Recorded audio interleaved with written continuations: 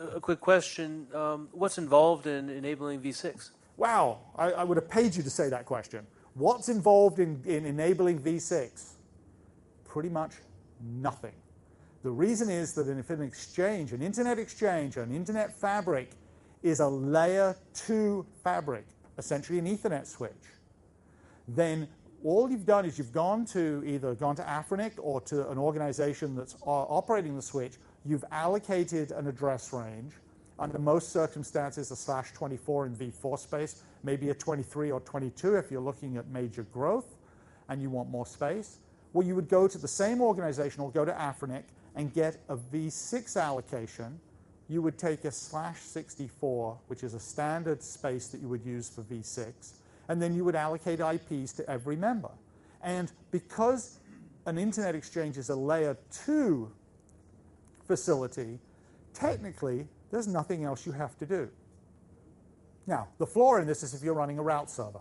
If you're running a route server, then you have a V4 routing engine off to the side that is providing either multilateral peering or something like that. Well, at that point, you would want to upgrade that and or run V6 on that. Now, if you're an exchange, the second question could be, do any of my customers, any of my members run V6? Or do they need V6 or want V6? Well, I'm going to basically take the statement that the internet peering exchanges should be very proactive in this space and should be pushing for their members to do V6. They are good advocates for internet connectivity.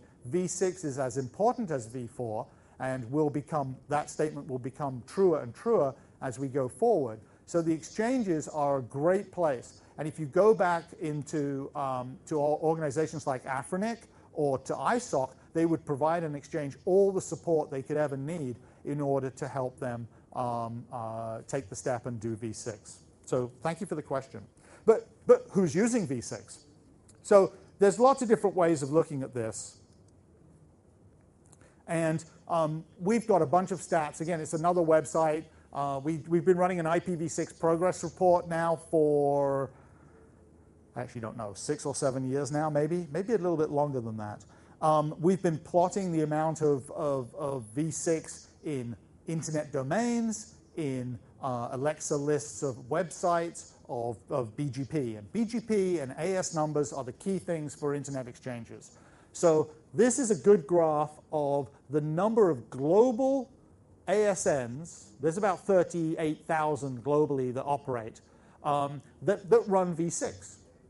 And that percentage, this graph starts about 3 years ago, I think. Yes, just over 3 years ago, at about 3%, now sitting at over 11.5%. What's interesting is that graph has a jump in it. And the jump occurs in January, February this year when IPv4 runout occurred at the top level, at IANA's level. And that generated a lot of press.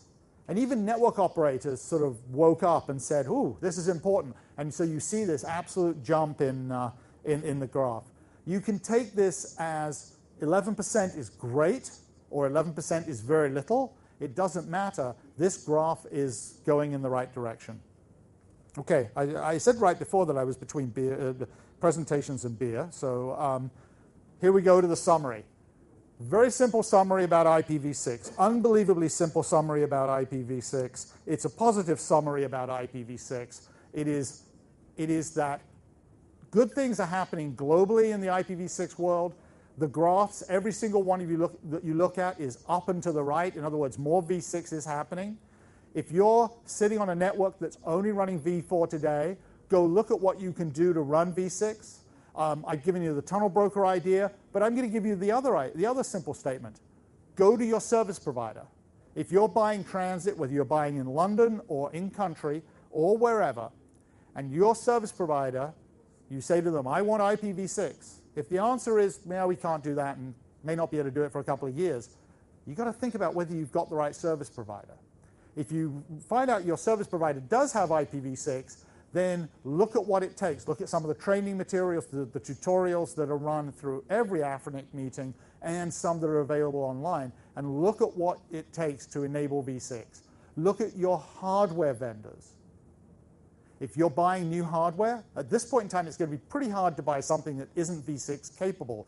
But testing to make sure it's 100% ready to go using, again, we talked about this in the peering community, use your fellow engineers, other people out of the industry, and ask what they're doing, because they may have the better experience. But you'll be surprised. If you've bought new hardware in the last 3, 4, or 5 years, you probably have something that's capable of V6. You may never have turned it on. Anyway, that's my positive sort of spin on the day. I'll gladly take questions. My contact information's there. I'm easy to spot, and I'm around for a couple of days. So thank you very much, and I'm sure don't rush off to beer yet. There may be questions, there may be answers, there may be a summary of the whole day. So thank you. Thank you.